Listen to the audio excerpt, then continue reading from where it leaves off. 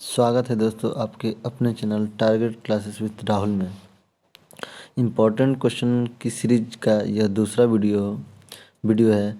जो पहला वीडियो ना देखा हो वो जाके चैनल पे पहला वीडियो देख ले, और उसके बाद ये दूसरा वीडियो है जिसमें जो क्वेश्चन के टॉपिक्स छूट गए थे उस टॉपिक पे हमने दूसरा वीडियो बनाया है जिसमें इम्पोर्टेंट क्वेश्चन के लगभग सभी क्वेश्चनों को कवर किया गया है। तो आइए शुरू करते हैं। तो पहला क्वेश्चन है 2 ब्रैकेट में x-1 बराबर 10 - x को हल कीजिए। तो ये हमारा समीकरण दिया हुआ है, इसको हमको सॉल्व करना है और x की वैल्यू निकालनी है। तो इसको सॉल्व करने के लिए ब्रैकेट में 2 का मल्टीप्लाई कर देंगे यहाँ पे। तो 2 × x और 2 में 1 का गुणा 2 - 2 और 10 - x ऐसे रहने देंगे। इसके बाद फिर इसको पक्षांतर कर लेते हैं और इसकी वैल्यू निकालते हैं। तो 2x + 2 इधर से ये इधर जो ये माइनस था -x इधर आएगा तो +x हो जाएगा। ये -2 था इधर जाएगा तो +2 हो जाएगा। तो 2x + x 3x और 10 + 2 12। तो यहाँ 3x बराबर 12 हो गया। तो x बराबर कितना होगा 12/3। 4 बार कटेगा, x की वैल्यू आ जाएगी हमारी 4।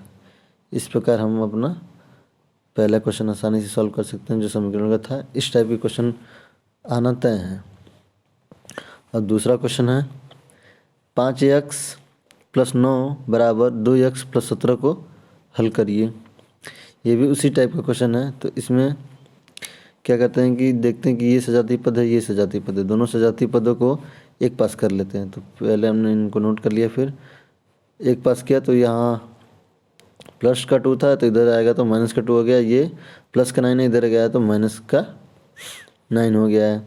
तो 5x - 2x बराबर 17 - 9। तो 5x में से 2x चला जाएगा तो 3x बचेगा। 17 में से 9 जाएगा तो 8 और 3 यहाँ जाएगा तो डिवाइड करने लगेगा तो 3 हो जाएगा। x की वैल्यू हो जाएगी 8/3 हमारी। अब आते हैं अपने तीसरे क्वेश्चन में जो कि गुणनखंड का है। इस टाइप के क्वेश्चन भी हमेशा पूछे जा रहे हैं। तो आपको लगाने में इसको थोड़ी सी सावधानी रखनी है कि अगर हम देखते हैं कि जो दिया हुआ है गुणनखंड करने के लिए व्यंजक, जैसे x³ - xy³, जिसमें से कोई एक चीज़, कोई दोनों में से ऐसी कोई चर पद हम कॉमन कर लेते हैं, जैसे कि कोई हमारा फार्मूला बन जाता है तो फार्मूला का यूज करके हम गुणनखंड निकाल सकते हैं। तो इस वाले पद में देखते हैं, दोनों पद में देखते हैं कि x और y दोनों में कॉमन है। तो xy हम कॉमन कर लेते हैं। तो xy कॉमन कर लेंगे तो क्या हो जाएगा x² - y², जो कि वर्गांतर फार्मूले के रूप में। तो वर्गांतर फार्मूला क्या होता है a - b का a² - b² होता है। एक कोष्ठक में a + b, एक कोष्ठक में a - b। आपको ये फार्मूला पेपर में लिखना नहीं है, आपको हम बताने के लिए और याद रखने के लिए हमने लिखा हुआ है। तो इस प्रकार a + b एक कोष्ठक में a - b इस फॉर्म में लिख देंगे। तो xy एक कोष्ठक में x + y, एक कोष्ठक में x - y, ये हमारा गुणनखंड हो जाएगा।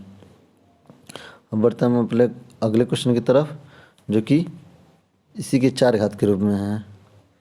तो 4 घात के रूप में है तो इसको सॉल्व करने के लिए हमको क्या करना पड़ेगा, हम फिर इसमें कॉमन चीज़ें देखते हैं कि क्या क्या कॉमन है। तो xy कॉमन है, xy कॉमन कर लिए। तो xy कॉमन किए तो कितना बचा हमारा, इसमें से x कॉमन होगा तो x की पावर 3 बचेगा, y चला ही गया है। ऐसे में से x चला जाएगा, y की पावर 4 है तो 1 कम हो जाएगा, y की पावर 3 हो जाएगा। तो x³ - y³। इस प्रकार हम देखते हैं कि x³ - y³ का फार्मूला हमको क्या होता है। तो x³ y³ का होता है एक कोष्ठक में x - y, एक कोष्ठक में होता है x² + y² + xy। यही अगर धन वाला फार्मूला हो कि a³ + b³ क्या होता है, तो होता है एक कोष्ठक में a + b, एक कोष्ठक में होता है a² + b² - ab। तो हमको ऊपर वाले से मतलब है, तो ऊपर वाला फार्मूला हम देखते हैं, इसमें अप्लाई करते हैं। तो तो एक कोष्टक में एक्स माइनस वाई, एक कोष्टक में x square plus y square minus x y, sorry ये प्लस का एक्स वाई होगा, गलती से लिख गया, प्लस का एक्स वाई, यही हमारा आंसर होगा। तो इसमें ट्रिक कैसे अपनाते हैं कि ये माइनस का है तो इस वाले में प्लस का होगा, अगर ये प्लस का है तो यहाँ माइनस होगा, माइनस ए भी, और बाकी वो सिंबल ऐसे ही सेम होंगे। तो आगे बढ़ते हैं पाँचवें क्वेश्चन पे। पाँचवा क्वेश्चन क्या है, लॉसा। लॉसा और मोसा हर पेपर में आने की एकदम 100% गारंटी है कि आएगी, आपको निकालने आना चाहिए, इसलिए हमने एक क्वेश्चन इसका भी रख दिया है कि 16, 22 और 32 का लॉसा ज्ञात कीजिए। जैसे कि हम जानते हैं कि लॉसा ज्ञात करने के लिए हम ये विधि अपनाते हैं। तो इसके बाद हम यहाँ से देख लेते हैं हमारा कितना गुणनखंड आ गया। लॉसा बराबर 2 गुणे 2 गुणे 2 गुणे 2 गुणे 5, यानी 5 बार 2 है तो 32 गुणे 11, तो यानी कि हमारा हो जाएगा 11 गुणे 32, तो 32, 11 दूनी 22 और 11 3 33, 2 35, यानी कि हमारा हो जाएगा 352। इस प्रकार हमने अपना लॉसा निकाल लिया। अब आगे है मौसा की बारी। तो छठा क्वेश्चन मौसा में क्या बोल रहा है कि 30, 72 और 288 का भाग विधि से मौसा ज्ञात कीजिए। ये क्वेश्चन आपको पेपर में ये क्वेश्चन मिलने के बहुत ज़्यादा चांसेस, इसी टाइप के क्वेश्चन पूछे जाएंगे। तो भाग विधि से निकालने का क्या तरीका होता है, जो सबसे छोटा पद होता है उससे उसके जस्ट बड़े वाले पद में भाग देते हैं। तो इसमें छोटा पद क्या है, 30 है, उससे बड़ा क्या है 72, 72 में भाग दिए तो 2 बार गया तो 60, 12 हमारा शेष बचा। तो उसी शेष फल से क्या करते हैं, जो पहला वाला भाजक होता है उसमें भाग देते हैं। उसमें हम भाग दिए 12, 30 में भाग दिए 12 से, तो 12 दूना 24, 6 बचा। अब जो वो शेषफल बचता है उस शेषफल से हम तीसरे जो कि सबसे बड़ा वाला होता है उसमें भाग देते हैं। तो उसमें भाग दिए तो 6 चौको 24, 4 28 48, 6 48, ये पूरा कट गया, यानी कि जो लास्ट वाला हमारा भाजक है 6, भाजक है जो भाग देने वाला है जिसको भाजक बोलते हैं, यही हमारा मौसा हो जाएगा। तो हम कब तक ये भाग अपनाते हैं, जब तक कि लास्ट में हमारा पूरा कट ना जाए। अब बढ़ते हैं हम अपन अगले क्वेश्चन पे। अगला क्वेश्चन क्या है, अगला क्वेश्चन है 2 संख्याओं का मौसा 4 दिया हुआ है और संख्याओं का गुणनफल 96 दिया हुआ है, संख्याओं का लॉसा ज्ञात करिए। इस टाइप के भी क्वेश्चन बहुत बार पूछे जाते हैं और टेट में भी एक क्वेश्चन जरूर इसका पूछा जाता है। तो इस वाले क्वेश्चन को सॉल्व करने के लिए एक फार्मूला होता है, संख्याओं का गुणनफल बराबर लॉसा गुणे मौसा, संख्याओं का लॉसा और संख्याओं का मौसा। ये हमको इसमें क्या क्या पता है, जो पता है वो रख देना, जो नहीं पता है उसको निकाल लेंगे पक्षांतर करके। तो गुणनफल दिया हुआ है 96, यहाँ पे लॉसा निकालना है, मौसा दिया हुआ है 4, तो यहाँ गुणा कर रहा है तो इधर जाएगा भाग कर देगा, तो लॉसा बराबर क्या हो जाएगा 96/4, तो 24 बार जाएगा भाग, 24 चौको 96, तो लॉसा हमारा हो जाएगा 24, 24।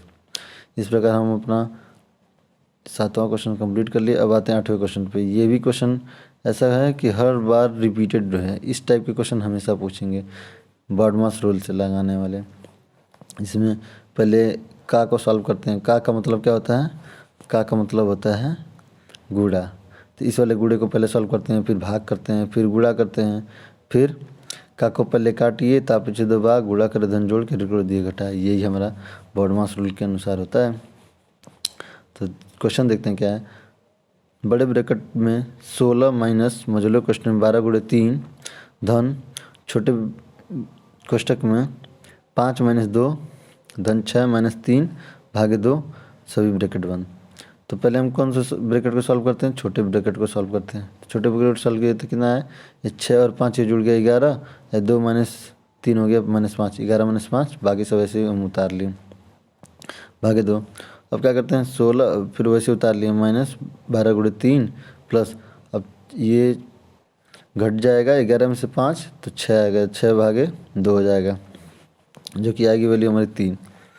अब यहाँ देखते हैं बड़े ब्रैकेट में 16 माइनस 12 गुणे 3 धन 3, तो ये 12 गुणे 3 कितना हो जाएगा हमारा, अब 36। अब गुणे की बारी है, तो 12 3 36 और 3 ये 39, तो 16 माइनस हमारा हो गया 39, 16 माइनस 39 हो गया, इसका मतलब कि घटा देंगे तो 23 आ जाएगा, माइनस का 23 आएगा क्योंकि बड़े वाला सिंबल माइनस है इसलिए।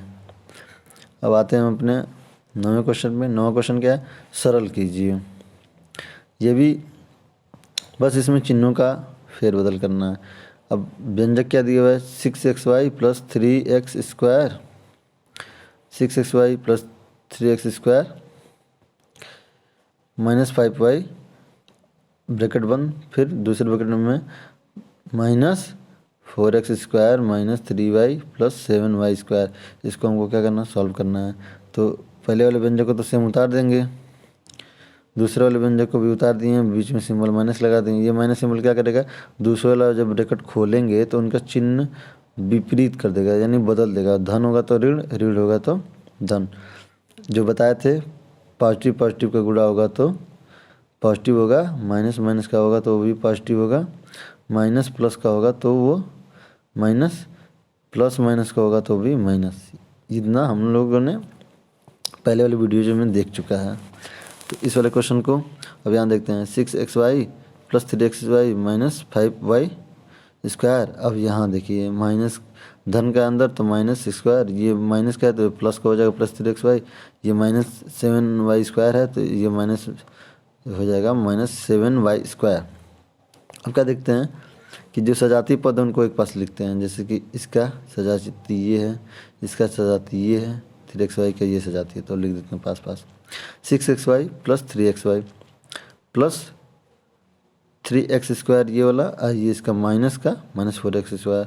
अब इसका ये वाला माइनस 5y², इसका सजाती है माइनस 7y²। अब इसको सॉल्व करते हैं, तो ये दोनों धनात्मक है तो जुड़ जाएंगे, 6 3 9 9xy। ये एक धनात्मक ऋणात्मक, धन ऋण ऋण होता है तो कितना हो जाएगा, 4 में से 3 जा 1 x, तो यानी x²। ये माइनस माइनस का है तो जुड़ेगा तो माइनस माइनस कितना हो जाएगा, 7 5 12 12y²। यही हमारा आंसर हो जाएगा। इसके फॉर्म लिख देंगे, minus x² minus y² 12y² plus 9xy। इस प्रकार हमने अपना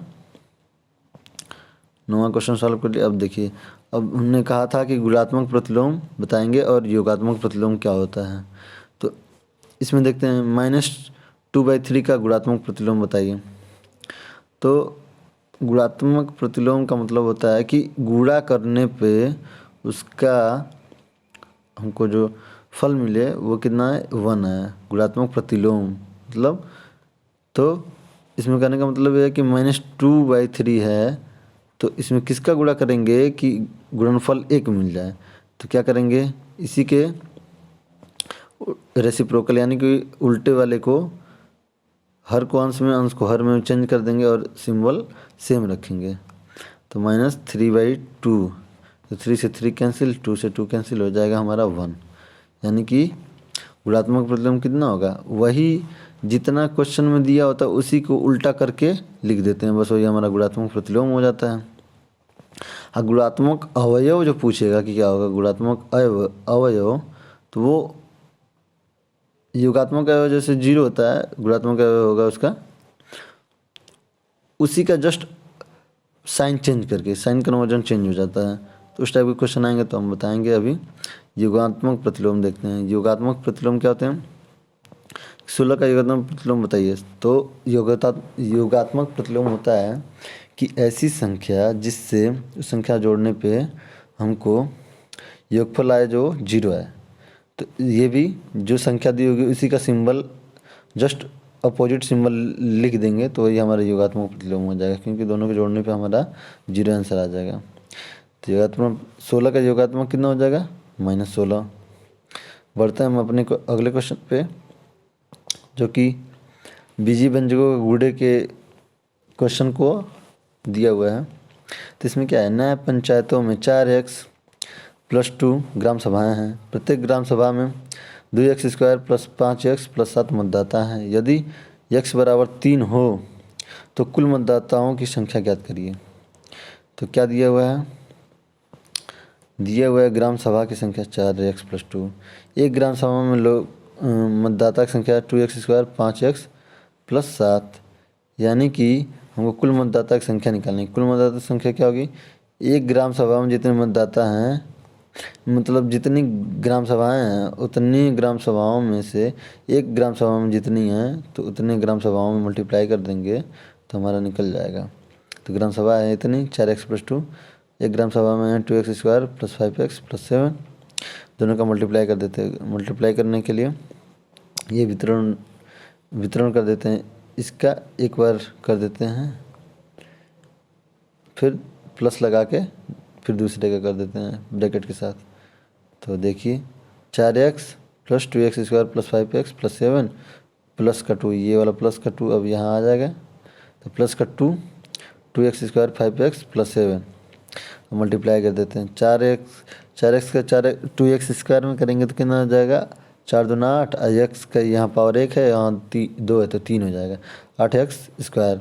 यहाँ हो जाएगा 5 चौको 20x², ये 7 चौको 28x, 2 दूना 4x² और 2 पंजे 10x और 2 सत्ते 14 यहाँ आ जाएगा हमारा।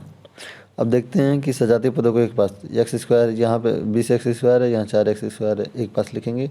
28x और 10x को एक पास लिखेंगे। तो देखते हैं 8x³ + 20x² + 4x² + 28x + 10x + 14 सबको एक सजातीय पद को लिख लिए। तो 8x³ तो इतना ही होएगा। अब 20 + 4 24x² हो जाएगा, 20 और 24x, ये हो जाएगा 28 और 10x, 28 10 38x हो जाएगा +14। अब क्या बोल रहा है कि x बराबर हमने 2 पे निकाल दिया है, जो कि x बराबर 3 क्वेश्चन में दिया हुआ था। चलो तो 2 पे ही निकाल के दिखाते हैं। क्वेश्चन समझने से मतलब क्वेश्चन का पैटर्न यही होगा, आप अंक को ध्यान में रखिएगा। तो कुल मतदाता कितने हैं, तो 8, x की जगह पे 2 रखेंगे तो 2 की पावर 3, 24 गुणे 2 की पावर 2, 29 गुणे 2 + 14, यानी 38 × x था तो 38 × 2 हो गया। 24 × x² था, 24 गुणे 2 की पावर 2 हो गया है। इस प्रकार 8 गुणे, अब ये 2 की पावर 3 कितना होगा, 2 की पावर 3 का मतलब होता है, 2 की पावर 3 का मतलब क्या होता है, 2 गुणे 2 गुणे 2, 2 दूना 4 दूना 8, यानी क्या आ जाएगा 8, 8 गुणे 8, 2 की पावर 2 का मतलब 4, 24 गुणे 4 + 29 दूना 76 + 14। अब आते हैं हम इधर, 8 गुणे 8 कितना हो जाएगा, 64 हो जाएगा, 24 चौको 96 हो जाएगा और 76 + 14 ऐड होगा तो हमारा हो जाएगा 90। इस प्रकार इसको ऐड करेंगे तो कितना आ जाएगा, 250। कुल मतदाताओं की संख्या आ जाएगी हमारी 250। इस प्रकार बढ़ते हैं हम अगले क्वेश्चन पे। अगला क्वेश्चन क्या है, बीजी व्यंजकों का घटाना है, उसके बाद फिर जोड़ है। तो पहले घटाने को देखते हैं क्या है कि 8x + 7y - 6z में से 2x - 6y को घटाइए। अभी क्या हमने बताया था कि जब घटाने का सिंबल मतलब घटाने का सिंबल आता है, ब्रैकेट टूटता है तो क्या करता है, ब्रैकेट वाले के अंदर वाले को क्या करता है, उनका चिन्ह बदल देता है, जो चिन्ह होता है उसके अपोजिट कर देता है। तो ऊपर वाला ऐसे उतार लिए कि 8x + 7y - 6z यहाँ तक। उसके बाद ये देखिए, यहाँ ब्रैकेट जब टूटेगा तो इसका अंदर का पॉजिटिव था तो ये माइनस था तो ये पॉजिटिव हो जाएगा, पॉजिटिव 6y +6y हो जाएगा। अब सजातीय पद को एक बात देखेंगे तो कौन कौन सजाती हैं, ये 8 है, ये 2x है, 8x 2x, ये 7y है, ये 6y है, दोनों सजाती हैं, इनको एक पास रखेंगे। 8x - 2x 7y + 6y - z 6z। तो ये विपरीत चिन्ह वाले तो घट जाएंगे, तो 8 में से 2 जाएगा तो 6x, यहाँ समान चिन्ह वाले तो जुड़ेगा तो कितना हो जाएगा, 7 6 13, 13y, और ये बचा हुआ है वैसे -6 नोट कर लेंगे। तो यही हमारा आंसर हो जाएगा। बढ़ते हैं अपन जोड़ पे। बीजी व्यंजकों का घटाना देख लिया, अब जोड़ देखते हैं। एक क्वेश्चन मतलब बीजी व्यंजकों के जोड़ से, घटाने से, गुणे से आना तय है। इस प्रकार हम अपना 14वां क्वेश्चन देखते हैं। तो 14वां क्वेश्चन है 5x³ धन 4xy धन 3y² और 6xy - 2y² को जोड़िए। तो जोड़ना है तो देखते हैं कैसे क्या होगा। 5x³ 4x² plus 3y² plus 6y minus 2y²। अब ये घटाने का चिन्ह होता तो बदल देता, लेकिन धन का चिन्ह है, इसका मतलब कि ये सिंबल को नहीं बदलेगा। ये यहाँ तक वैसे नोट कर लिए। उसके बाद यहाँ 6xy माइनस 2y। अब क्या देखते हैं सजातीय पदों के पास, तो ये इसका सजातीय पद, इसका सजातीय पद ये है, इसका ये है। तो 6xy को इसके पास ला देंगे 4xy के, 3y² के पास ला देंगे इसको माइनस 2y² के। तो अब देखते हैं क्या होता है। तो 5x³ हो जाएगा यहाँ पे, यहाँ 6 4 10 दोनों सिंबल सेम है, तो दोनों जोड़ हो जाएगा तो 10x हो जाएगा। यहाँ पे घट जाएगा क्योंकि दोनों विपरीत चिन्ह के हैं। 3 में से 2 चला जाएगा तो y बस बचेगा y²। यही हमारा आंसर हो जाएगा 14 नंबर का। 15वां क्या है? 15वां सबसे मोस्ट इम्पॉर्टेंट क्वेश्चन है कि बारंबारता बनाइए। इसमें 2 टाइप के आते हैं, या तो टैली चिन्ह बनाने के लिए दे देगा, और किसी किसी में वर्ग अंतराल नहीं भी दिया होता है। वर्ग अंतराल अपने मन से चूज करना होता है। तो अभी हम बताएंगे कैसे वर्ग अंतराल अपने हिसाब से कितना लेना होता है, क्या करना होता है। तो क्वेश्चन क्या बोला है? किसी परीक्षा के 12 बच्चों के हिंदी विषय के प्राप्तांक निम्नवत हैं: 34, 38, 25, 27, 46, 48, 39, 37, 34, 38, 46, 47। 10-10 के वर्ग अंतराल में बारंबारता सारणी बनाइए। तो 10-10 के, इसमें तो अंतराल वर्ग अंतराल दे दिया है, तो क्या करेंगे, ऐसे खाने बनाएंगे, इसमें एक वर्ग अंतराल, एक में बारंबारता, और ऐसे बंद कर देंगे। वर्ग अंतराल अब लेते कहाँ से, देखते हैं कि जो प्राप्तांक है वो किसके किसके मध्य आ रहा है। 10 से स्टार्ट करेंगे, 0 से 10, 0 से 10 है नहीं, उसको लिखेंगे नहीं। 10 से 20 वो 20 संख्या में नहीं है, इनमें नहीं है सारणी में। अब क्या करते हैं, अब आगे बढ़ते हैं। 20 से 30 देखते हैं, तो 20 से 30 में है कौन कौन से हैं? 25 है, 27 है, 2 संख्या हैं, तो बारंबारता 25 और 27 यानी 2। 20 से 30 के बीच में इस सारणी में कितने हैं? 2। अब 30 से 40, 30 से 40 का मतलब क्या हुआ कि 31 से 40, 30 यहाँ पीछे ले चुके हैं, तो यहाँ 31 लेंगे। तो 31 से 40 वाला में देखते हैं, तो 31 से 40 कितने हैं? 1 है, ये 2, ये 3, ये 4, ये 5, ये 6, यानी कुल 6 हैं। तो 30 से 40 वाले में 6 हो गए हमारे। अब आते हैं 40 से 50 वाले में, यानी 41 से 50। तो इसमें देखते हैं, तो एक यहाँ है, एक यहाँ है, 2, और कहाँ है? 3, और एक यहाँ है, 4, 47, 1 2 और 3, ये 4। तो 40 और 50 के बीच में कितने होंगे? 40। इस प्रकार हम जोड़ लिए तो ये हमारे योग भी आना चाहिए 40। जो जितनी हमारी सारणी में दी उतनी, 2 6 2 8 4 12, यानी कि हमारा ये बारंबारता सारणी जो बना है सही है। अब दूसरा क्वेश्चन देखते हैं कौन सा है, कि टैली चिन्ह लगाकर बारंबारता सारणी बनेगी। ये इम्पोर्टेंट क्वेश्चन है।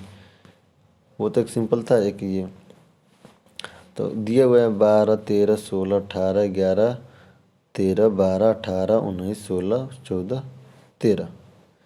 तो इस प्रकार इसमें देखिए, अब वर्ग अंतराल लेने को नहीं बोला है, तो हम क्या देखते हैं कि जो हमारा मिला हुआ है सारणी या जो पद मिले हुए हैं, तो वो कितने कितने के अंतराल का है, मतलब टोटल अंतराल उनका कितना है। तो इसमें हम देखते हैं कि 10 और 20 के बीच में है, यानी कि अगर 10 से 20 लेंगे तो एक ही बारंबारता में आ जाएगा। तो एक ही बारंबारता में हमको नहीं लेना है, इसलिए हम क्या करेंगे, 5 का वर्ग अंतराल लेंगे।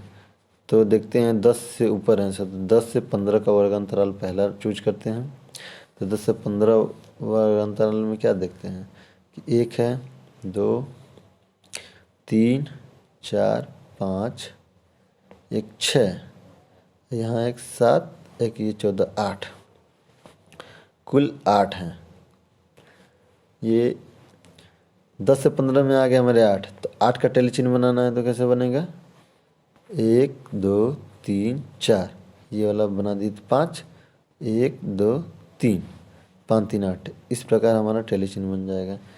अगर टैली चिन्ह कैसे बनाते हैं, 1 को ऐसे बनाते हैं, 2 बनाना हो तो ऐसे, 3 बनाना हो तो 1 2 3 पाई, 4 बनाना हो तो 1 2 3 4 पाई, 5 बनाना हो तो 1 2 3 4 और एक क्रॉस मार दिए तो 5 पाई, यानी कि 5 बन गया। तो 5 3 8 ये हो गया। अब 15 से 20 में देखते हैं, तो 15 से 20 का मतलब क्या हो गया, 15 से ऊपर 16, तो 1 2 3 4 और 1 16 5, तो कुल ये 5, कुल 15 से 20 कितने हैं, 5, तो 5 हैं, तो 5 के टैली चिन्ह बनाना आता है ये 1 2 3 4 और ऐसे क्रॉस बना देंगे तो 5 हो जाएगा हमारा टैली चिन्ह का। इस प्रकार हमने बारंबारता वाला क्वेश्चन का टैली चिन्ह और साधारण क्वेश्चन दोनों देख लिया। अब आते हैं ये अपने सबसे इम्पोर्टेंट क्वेश्चन, ये भी इम्पोर्टेंट है, आयु से संबंधित। इसमें क्या दिया है, इसमें दिया है पिता की उम्र उसके पुत्र की उम्र की 6 गुनी है, यानी कि वर्तमान में उनकी उम्र का जो फासला है वो 6 गुने का है। अब बोल रहा है कि 6 वर्ष बाद पिता अपने पुत्र की आयु से 3 गुने से 3 अधिक हो जाएगा, तो दोनों की वर्तमान आयु बताइए। यानी कि पहले तो हम इनकी मान लेते हैं, तो किसका मानेंगे कि पुत्र की मानेंगे, क्योंकि पिता क्या हो रहा है, पुत्र से 6 गुना हो रहा है, तो पिता का मानेंगे तो पुत्र की 6 गुना ऑटोमेटिक हो जाएगी। तो माना पुत्र की आयु कितनी है, 1 वर्ष है, तो पिता की आयु इसकी 6 गुनी है, यानी कि 6x है। अब क्या बोल रहा है क्वेश्चन, अब क्वेश्चन बोल रहा है कि 6 वर्ष बाद, तो 6 वर्ष बाद दोनों की आयु कितनी हो जाएगी, ये 6x + 6 पिता की आयु, अब पुत्र की आयु x + 6। 6 वर्ष बाद क्या होगी कि जो पिता की आयु होगी उसके पुत्र की आयु की 3 गुनी, यानी गुणे 3 और धन 3, 3 अधिक। हमने वही चीज़ कर दिया जो क्वेश्चन में बोला था कि 3 गुने से 3 अधिक हो जाएगी 6 वर्ष बाद, यानी 6 ऐड कर लिए पहले दोनों में, उसके बाद बोल रहा है कि 3 गुने से 3 अधिक, यानी कि 3 × x + 6 + 3 = 6x + 6। तो इस प्रकार अब मल्टीप्लाई कर देंगे इसमें, 3 का x में करेंगे 3x धन 6 × 18 धन 3 6x से, तो सजातीय पद को एक पास कर लेंगे और पूर्णांक को एक पास, तो 3x इधर चला जाएगा तो अच्छा इधर आ जाएगा, तो 6x - 3x इधर, ये प्लस का इधर 6 तो इधर आएगा तो माइनस, तो 18 + 3 - 6, तो 18 3 21, 21 में से 6 जा 15, यहाँ 6x में से 3 जा 3x, तो 3x = 15, तो हमारा x बराबर आ जाएगा 15/3, 15/3 कितना हो जाएगा 5 होगा, तो x = 5, यानी कि पुत्र की उम्र कितनी है 5 वर्ष, पिता की बोल रहा था उसके 6 गुने 5 × 6 = 30, 5 × 6 = 30 वर्ष हो गया। इस प्रकार हमने 2 वीडियो में पूरे मैथ के इम्पोर्टेंट क्वेश्चन को हमने सीख लिया है। तो इस प्रकार अब 25 तारीख को कोई भी क्वेश्चन आप लोग छोड़िएगा नहीं, सब के सब क्वेश्चन अटेंड करिएगा। आधा अगर आ रहा होगा तो आधा ही लगाइएगा, लेकिन क्वेश्चन छोड़ना नहीं है, सब क्वेश्चन लगाइए और तैयारी पक्की करने के लिए दोनों वीडियो बार 2 बार देखिए। उस टाइप से क्वेश्चन जितने भी मिले सबको लगा लीजिए, आपका एक भी पेपर में एक भी क्वेश्चन छूटेगा नहीं और 25 में से 25 अंक आप लाएंगे। अगर वीडियो अच्छा लगा हो तो वीडियो को लाइक करें और हमारे चैनल को सब्सक्राइब करें, और कोई भी दिक्कत हो तो ज़रूर कमेंट करके बताएं। धन्यवाद।